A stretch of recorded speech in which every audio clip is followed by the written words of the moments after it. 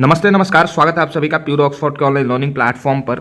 और आज की इस वीडियो में हम बात करेंगे कि वैसे स्टूडेंट जिनका मार्क्स 30 से 40 के बीच में है, क्या उनका एडमिशन पटना विश्वविद्यालय में हो पाएगा, कितनी टोटल सीटें खाली हैं और यहाँ पर क्या जो है वो आगे प्रोसेस होने वाला है पटना विश्वविद्यालय में नामांकन के लिए उन स्टूडेंट्स का जिनका नंबर 30 से 40 के बीच में है। तो एक बार पूरा जो अभी तक चीज़ें या घटनाएं घटी हैं उसको समझ लेते हैं और फिर हम चर्चा करेंगे कि फोर्थ मेरिट लिस्ट कब आएगा या स्पॉट राउंड की प्रक्रिया कब होगी, कितना कट ऑफ जाएगा, इन सारी चीज़ों पे। देखिए, सबसे पहले हमको ये समझना होगा कि पटना विश्वविद्यालय में यूजी की जो टोटल सीटें हैं वो है अभी 5000। ठीक है, टोटल कितनी सीटें हैं? 5000 सीटें हैं, जिनमें से 2400 पहले राउंड में और दूसरे राउंड में 500, यानी कि टोटल कितना एडमिशन हुआ है? 2900, यानी 2900 एडमिशन हुआ है। तो अगर आप 5000 में से 2900 को माइनस कीजिएगा तो आपके पास 2100 सीटें जो हैं वो अभी बची हुई हैं। ठीक है, 2100 सीटें जो हैं वो अभी पटना विश्वविद्यालय में नामांकन के लिए बची हुई हैं। एक बार पूरा जो खबर है उसको समझ लेते हैं। देखिए, अगर बात करें तो 2 अभी तक जो है वो मेरिट लिस्ट निकल करके सामने आ चुका है।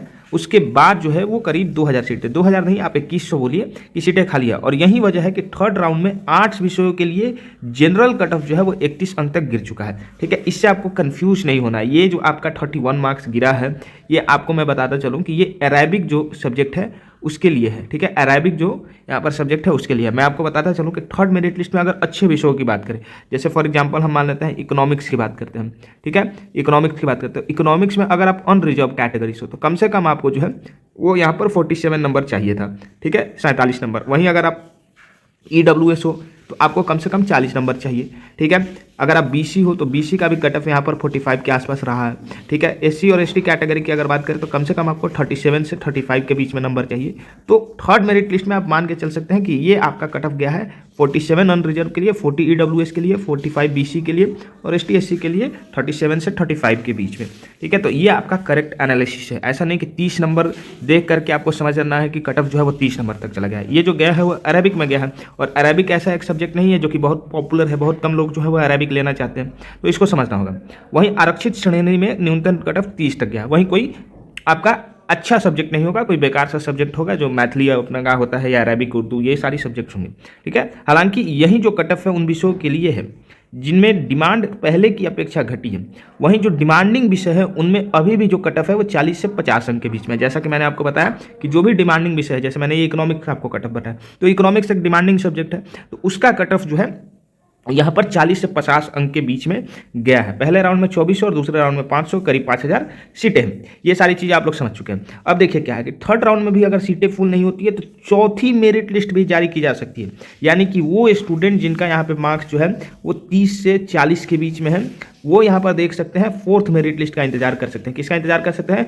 फोर्थ मेरिट लिस्ट का आप वेट कीजिए। ठीक है, फोर्थ मेरिट लिस्ट में ये जो स्टूडेंट है 30 से 40 मार्क्स, जैसे देखिए अब मान के चलते हैं अनरिजर्व में, तो अनरिजर्व में ये 47 से 40 हो जाएगा कट ऑफ। ठीक है, वहीं EWS की बात करें तो ये और घट करके 35 के आसपास चला जाएगा। BC की अगर बात करें तो ये भी 40 के आसपास चला जाएगा, 39-40 के आसपास। SC ST कैटेगरी की अगर हम लोग बात करते हैं तो ये और कम होकर के 30 के आसपास चला जाएगा। ठीक है, तो जिसका भी यहाँ पर 40 नंबर है, अनरिजर्व कैटेगरी में 40-42 नंबर के आसपास है, वो यहाँ पर फोर्थ मेरिट लिस्ट का वेट कर सकते हैं। आपके पास यहाँ पे चांस है, ठीक है, फोर्थ मेरिट लिस्ट में एडमिशन लेने का।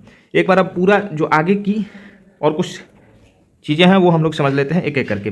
तो पटना कॉलेज में अगर बात करें तो अरबी में जो जनरल कैटेगरी का कट ऑफ है वो 31 गया है। तो आपको या मोस्ट ऑफ द स्टूडेंट्स अरबी जो है एज ए सब्जेक्ट नहीं लेना चाहते होंगे, तो ये कट ऑफ आपका 31 गया है। हालांकि डिमांडिंग विषयों में वहीं 40 से 45 अंक के आसपास है। इसी तरह आरक्षित वर्ग में कट ऑफ 30 गया है, यह मिनिमम पासिंग मार्क्स है। पटना कॉलेज में SC वर्ग का कट ऑफ 30, जियोलॉजी में BN कॉलेज EWS का कट ऑफ 30 तक गिरा है। तो देखिए, अगर साइंस की अगर हम लोग बात करें तो EWS में जो जियोलॉजी है, देखिए ये भी समझना होगा कि जियोलॉजी जो है वो सबसे कम डिमांडिंग सब्जेक्ट है साइंस स्ट्रीम में अगर बात करें तो उसका कट ऑफ जो है वो 30 चला गया है BN कॉलेज में। अगर साइंस कॉलेज में बात करें तो बॉटनी का जो है वो 41 आपका यहाँ पर रहा है।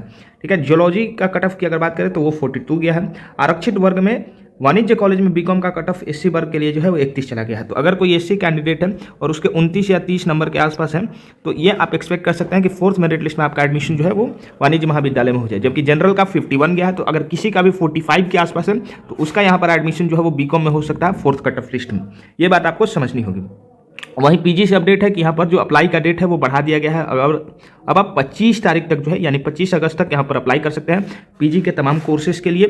साथ ही साथ अगर आप एलएलबी एंट्रेंस एग्जाम की तैयारी करना चाह रहे हैं तो प्योर ऑक्सफोर्ड का ऑनलाइन कोर्स चल रहा है। नीचे दिए गए व्हाट्सएप नंबर पर आप संपर्क करके कोर्स को ज्वाइन कर सकते हैं, जहाँ पर आपको तमाम सुविधाएं दी जाएंगी। वीडियो देखने के लिए आप सभी का बहुत बहुत धन्यवाद। चैनल को सब्सक्राइब कर लीजिएगा ताकि पटना विश्वविद्यालय से संबंधित आपको सारी जानकारी मिल सके।